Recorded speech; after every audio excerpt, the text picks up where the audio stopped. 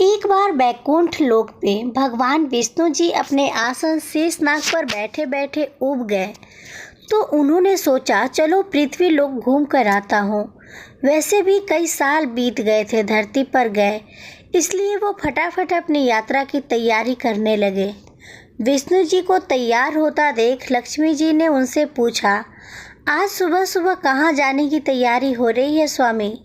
विष्णु जी ने कहा, हे प्रिय, मैं पृथ्वी लोक पर घूमने जा रहा हूँ। तो कुछ सोचकर लक्ष्मी ने कहा, हे भगवान, क्या मैं भी आपके साथ पृथ्वी लोक आ सकती हूँ?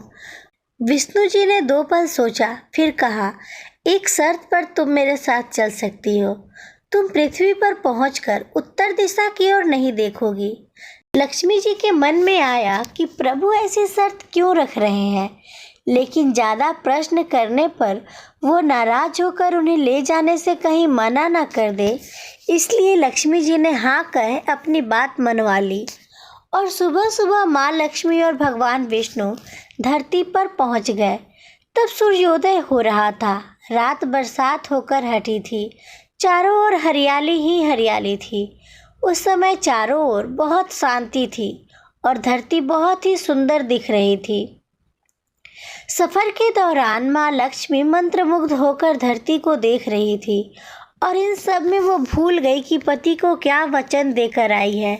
लक्ष्मी जी चारों ओर देखते देखते कब उत्तर दिशा की ओर देखने लगी, पता ही नहीं चला। उत्तर दिशा में माँ लक्ष्मी को एक बहुत ही सुंदर बगीचा नजर आया और उस तरफ से भीनी भीनी खुशबू आ रही थी और बहुत ही सुंदर सुंदर फूल खिले थे। वहाँ एक फूलों का खेत था। माँ लक्ष्मी बिना सोचे समझे उस खेत में चली गई और एक सुंदर सा फूल तोड़ लाई। लेकिन ये क्या, जब माँ लक्ष्मी भगवान विष्णु के पास वापस आई तो भगवान विष्णु की आंखों में आंसू थे। भगवान विष्णु ने माँ लक्ष्मी से कहा, कभी भी किसी से बिना पूछे उसका कुछ भी नहीं लेना चाहिए और किसी को दिया हुआ वचन भी नहीं तोड़ना चाहिए। माँ लक्ष्मी को अपनी भूल का पता चला तो उन्होंने भगवान विष्णु से इस भूल की माफ़ी मांगी। भगवान विष्णु ने कहा, माना कि तुम मेरी प्रिय हो, फिर भी जो तुमने भूल की है उसकी सज़ा तो तुम्हें ज़रूर मिलेगी। जिस माली के खेत से तुमने बिना पूछे फूल तोड़ा है, जो कि एक प्रकार की चोरी ही है, इसलिए अब तुम 3 साल तक माली के घर में नौकर बनकर रहो। उसके बाद मैं तुम्हें बैकुंठ में वापस बुलाऊंगा। माँ लक्ष्मी ने चुपचाप सर झुकाकर हाँ कर दी। उस दिन से माँ लक्ष्मी एक गरीब औरत का रूप धारण करके उस खेत के मालिक के घर गई। घर क्या, एक झोपड़ा था। मालिक का नाम माधव था। घर में माधव की बीवी, 2 बेटे और 3 बेटियां थी। सभी उस छोटे से खेत में काम करके किसी तरह गुजारा करते थे। माँ लक्ष्मी जब एक साधारण और गरीब औरत बनकर जब माधव के झोपड़े पर गई तो माधव ने पूछा, बहन तुम कौन हो? मुझसे इस समय तुम्हें क्या चाहिए? तब माँ लक्ष्मी ने कहा, मैं एक गरीब औरत हूँ, मेरी देखभाल करने वाला कोई नहीं। मैंने कई दिनों से खाना भी नहीं खाया। मुझे कोई भी काम दे दो, इसके बदले मैं तुम्हारे घर का काम भी कर दिया करूँगी। बस मुझे अपने घर में एक कोने में आसरा दे देना। माधव गरीब जरूर था, किंतु बहुत ही अच्छे दिल का मालिक था। उसे दया आ गई, लेकिन उसने कहा, बहन मैं तो बहुत ही गरीब हूँ। मेरी कमाई से मेरे घर का खर्च मुश्किल से चलता है। अगर मेरी 3 की जगह 4 बेटियां होती तो भी मैंने गुजारा करना था। अगर तुम मेरी बेटी बनकर जैसा रूखा सूखा हम खाते हैं उसी में खुश रह सकती हो तो अंदर आ जाओ।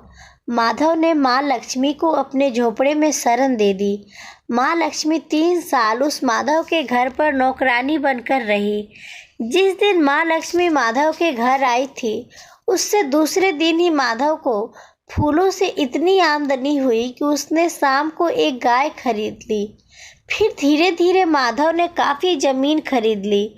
उसने सबके लिए अच्छे अच्छे कपड़े भी बनवा लिए, एक बड़ा पक्का घर भी बनवा लिया। बेटियों और बीवी को गहने भी खरीद कर दिए और उसके घर शरण लेकर रह रही लक्ष्मी जी को भी उसने वो सब दिया जो अपनी बेटियों को दिया था। पहले से कई ज़्यादा सुखी और समृद्धि मानव के मन में हमेशा ये ख्याल आता था कि मुझे यह सब इस महिला के शुभ कदम मेरी झोपड़ी में पड़ने के बाद मिला है। इस महिला ने एक बेटी के रूप में मेरे जीवन में आकर मेरी किस्मत ही बदल दी।